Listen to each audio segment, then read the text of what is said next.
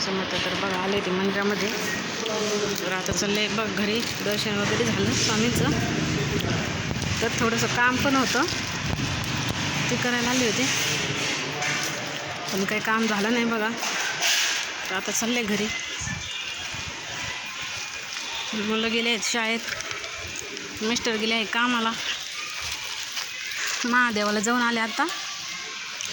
तर म्हटलं स्वामींच्या मठात पण जाऊन यावा.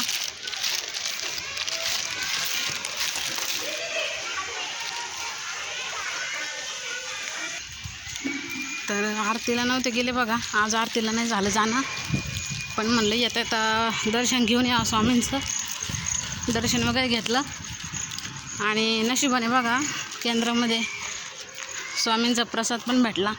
म्हणलं आता आरतीला नाही आला आपण, तर स्वामींचा प्रसाद भेटतोय का नाही काय माहिती, पण भेटला.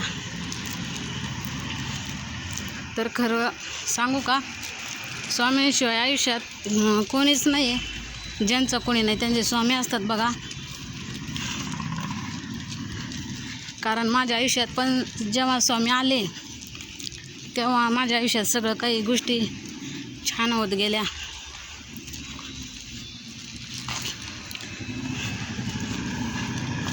नाहीतर आजपर्यंत आपल्या आयुष्यात तर काहीच नव्हतं.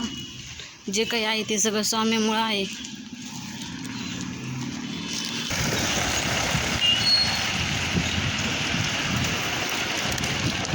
तर मी ब्लॉग बनवायचे चालू केलेत बघा. थोडे थोडे जसं मला जमेल तसं मी ब्लॉग बनवते. कधी टाईम भेटतो कधी नाही भेटत असं होतं. सकाळी खूप घाई असते त्याच्यामुळे सकाळी काही व्हिडिओ बनवता येत नाही. त्याच्यामुळे जसं टायमिंग भेटेल मी तसं बनवत असते.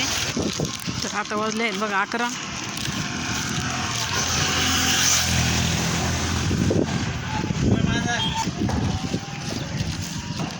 लावलेलं आहे फुलाचं झाड लावलेलं आहे बघा.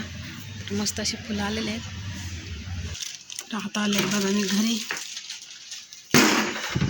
कोरपड बघू शकताय मस्त अशी हिरवी झालेली आहे बघा. बादलीत लावली, बाहेर उन्हात ठेवलेलं खाल्ले अशी जळ आली होती, पण मला घरात ठेवा.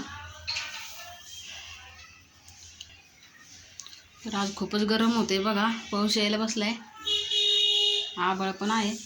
ऊन काय आज पडलं नाही. आज बोरिंग वातावरण आहे. तर आजचा ब्लॉग तुम्हाला कसा वाटला नक्की सांगा. चला भेटूया पुढच्या ब्लॉगमध्ये. तोपर्यंत सर्वांनी काळजी घ्या. श्री स्वामी समर्थ सगळ्यांना.